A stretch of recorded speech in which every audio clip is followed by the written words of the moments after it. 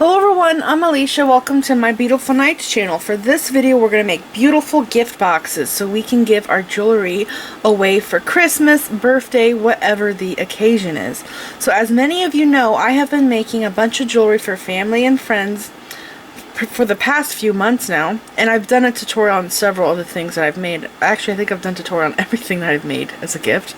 But anyways, I wanted to make a really pretty box to give away my piece in, and I wanted it to be that the box was also part of the gift, not just what was inside of it, but the box, I wanted to make it beautiful too. So I got the awesome rhinestone mesh from Beebeecraft in 2 different colors, and without that I don't think the boxes would be this beautiful, so I'm really happy how they turned out. So here is the first one that I made with the rhinestone mesh, and inside I did decoupage a napkin, and these boxes here aren't all completely cured yet, so I haven't put them together. This one here was the next one that I did with the gold. I did inside the top and bottom of the box. This one I just did today. It's silver, beautiful, and I did a different napkin inside. This one here I did last night. This one's really pretty too. I've had this paper. This is actually scrapbook paper, not a napkin.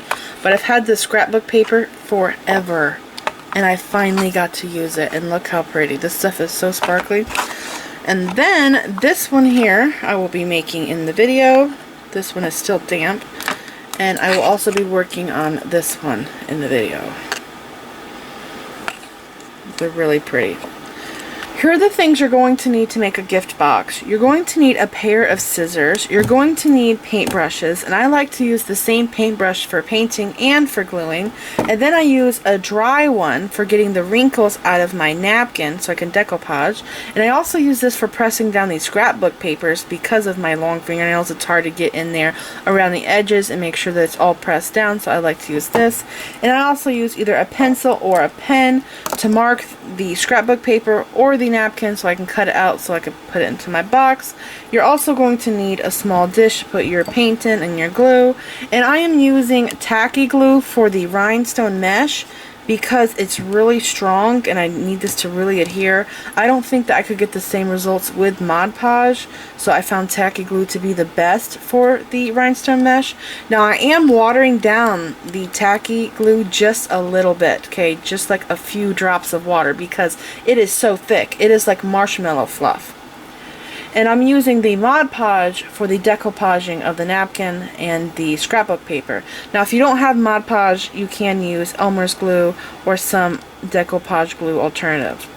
Now I do believe that tacky glue is at the Dollar Tree, so you can get it there. And I want to say I also saw tiny bottles of Mod Podge at the Dollar Tree too. So if you don't have them, check it there and you'll probably find them. I'm also using paint, and I'm using just cheap acrylic paint in a few colors. I only have a few colors of acrylic paint. And I like to use the white color for inside the box, because even though the box is white inside, just about all the boxes I had like glue marks and like weird marks inside the box. They didn't look clean, so I painted all of mine white. You're also going to need scrapbook paper for the inside of the box, or napkins. Okay, these are my napkins. I have some scraps in here. You can also get napkins at the Dollar Tree. I made this box here a few years ago using napkins from the Dollar Tree. It turned out beautiful, and I also varnished this box with polyacrylic varnish, and it made it really durable, and this doesn't even stick. You'd think it sticks because it's shiny, but it doesn't. It's great. I love this box. You're also going to need boxes, and I was actually going to make my own boxes from scratch because I know how, but I decided this would be so much easier on me if I just went to the Dollar Tree and got jewelry boxes. So there's 3 boxes in here for $1. There is the bracelet box, which they actually have the necklace in this box. This is the necklace box, and they're calling this a gift card box, but this is also great for bracelet or earrings. So that's the one I'm doing in the video. I'll be painting this one. And you're also going to need rhinestone mesh. Now I got 2 different colors from Beebeecraft, and I will leave links for the rhinestone mesh down there in the description bar below this video.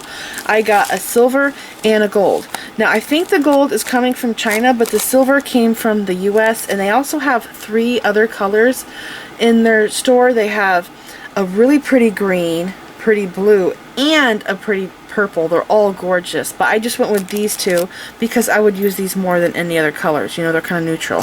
So this one's here from China, like I said. This one's from US. So if you can get $25 worth of items that are from the US, you get free shipping from Beebeecraft. Okay, and again, I will leave links for the rhinestone mesh down there in the description bar. And I believe this is everything you will need. Let's get started.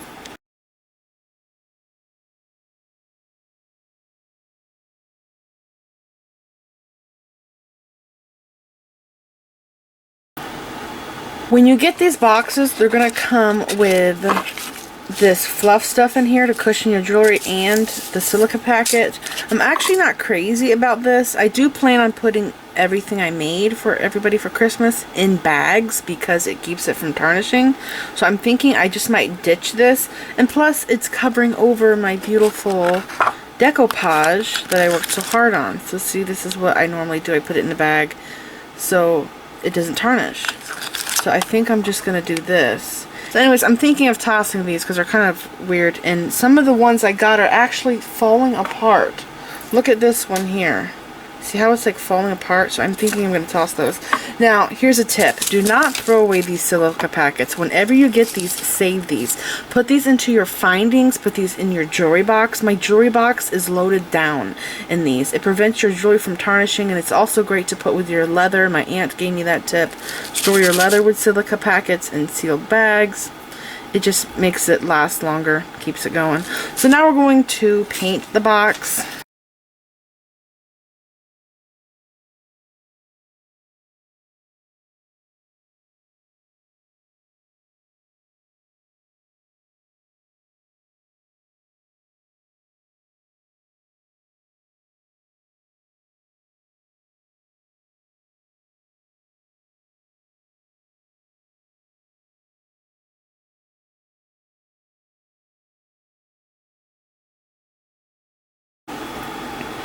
Now I'm going to paint the inside of my boxes, and if you look, you can see there's like little weird scuff marks and glue marks. It actually looks worse off camera than it is on camera.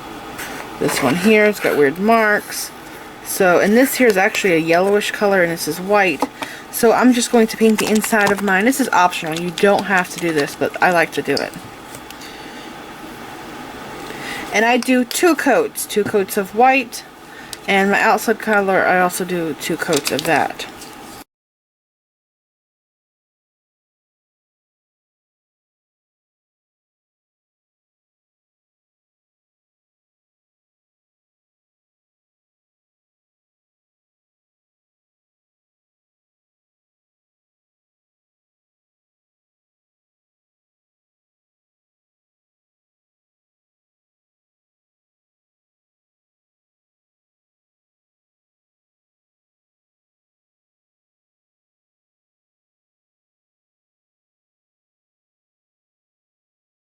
While my pink and white box is drying, I'm going to work on the silver one now, and we're going to put our paper inside the box. This one here is complete. This box has turned out so beautiful. And inside I have the white and black rose paper. I've had this paper forever, and I don't know what to do with it. And I finally found the perfect project for it. So I'm really happy. I love white, black, and gold, white, black, and silver. They're very classy, and look how sparkly this stuff is. It's really pretty. Okay, so what I did last time, I'm using scrapbook paper, and I will say that doing scrapbook paper is a lot easier than doing napkins. So if you don't want to deal with fussing with the napkins, then do scrapbook paper. So I'm just flipping this upside down, and I'm putting my box onto the paper here, and I'm just going to the edge with it,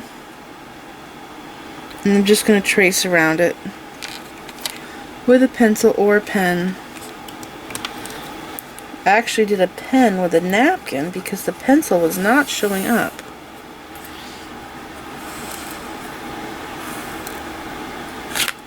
Okay, now I'm going to cut this out, and you want to cut inside the line, and you will have to cut off extra to make it fit.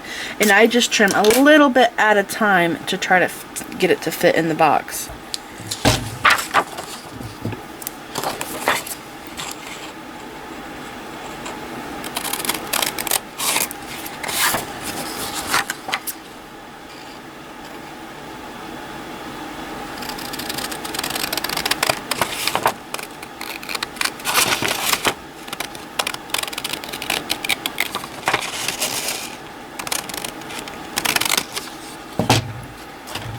Okay, so I went and trimmed it, but no, it's just not going to fit because it never works like that.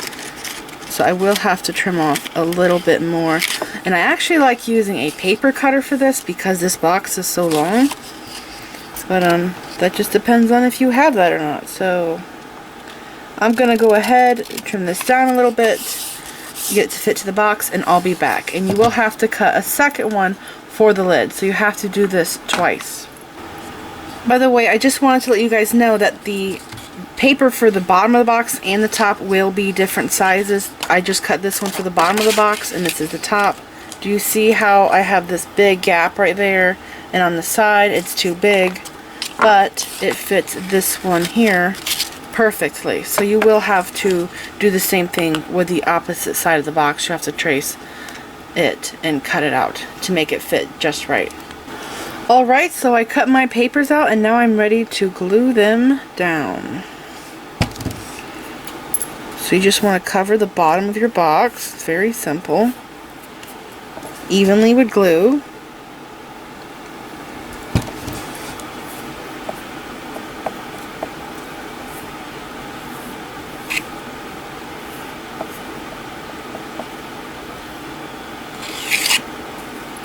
And I do be a little bit generous with this because I'm using the scrapbook paper. And if I just put a little bit down, it's not going to stick that well.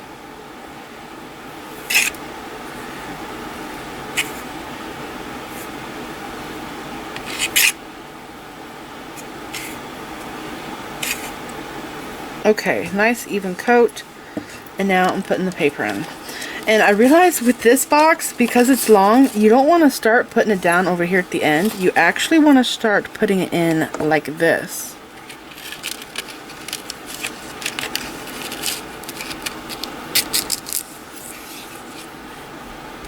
Okay, and then I get my dry paintbrush, and I just go like this, and I press it down. Wow, I cut this one perfect. The other one is off just by a little, but this one is pretty close to perfect. Okay, so this just gets all the air bubbles out.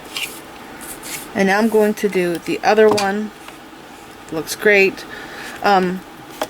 When I did the napkins, this really helped with the wrinkles, because when I first started doing it, because you know, normally doing decoupage, you're doing it on a flat surface, but with this, you are like recessing it in there, and it was kind of hard to do it, but that did help get some of the wrinkles out for me. Okay, now on the napkin one I did, of course I went back and I Mod Podged over top of it. This one I wasn't going to do it. I set it to the side, and then I decided that I should just do it because it does preserve the paper. So this one here, if you look at it, there's a little bit of a sheen. This is matte Mod Podge. See, it's not glossy. So I just want to show you what it looks like before. This is before and this is after. I think I will do it again on this one.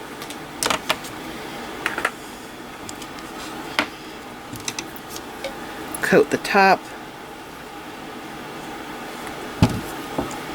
I also have Mod Podge hard coat. Maybe I should have done this on the top. I don't know. I think whoever gets this box is not going to want to throw it away because it's so precious. And I actually like this size of this box for pens and pencils. It's another idea you guys can do with it.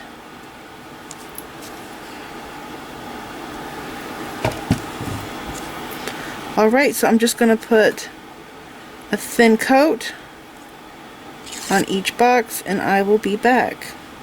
So look how fast mine has already dried. This is the top of the lid, and I'm going to put the rhinestone mesh on the top. But thing is, you don't even have to wait for that to dry, because it does not matter if that's wet or not. We're doing this.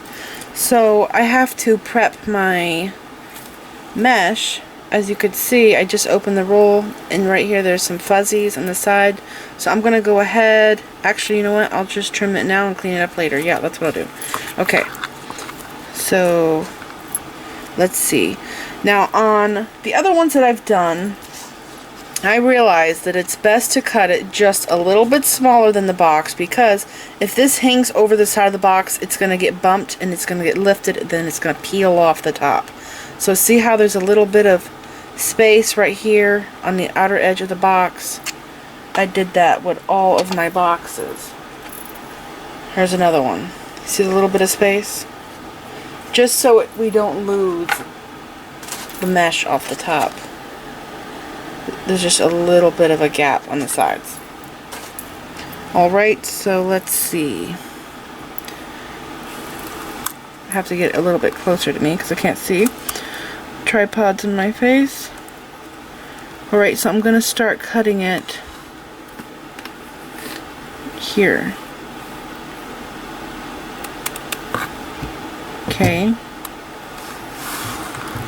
And then I need to cut, let's see, this row. Okay, so now I can go ahead, put this to the side, and trim this. And I like to get as close as I can, because see the little threads that stick out?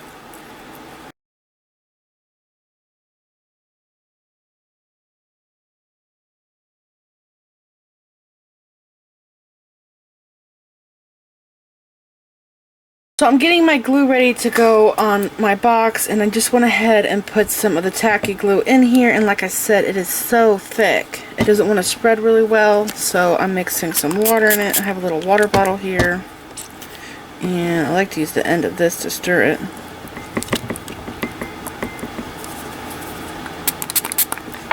Just thinning it out a little bit. I might need more glue. I can't believe how much glue the top of this took. And it's because it's so thick.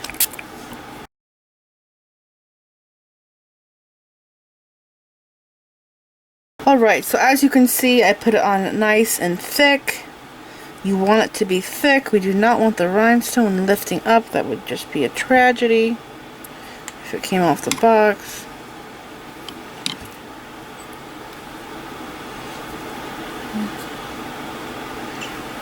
Okay, now we're ready to put it on.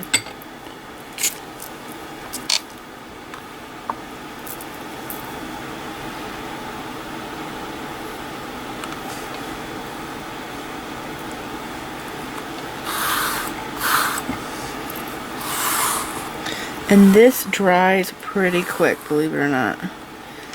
You'll know when it's done drying because it will be clear. You can't see the glue anymore.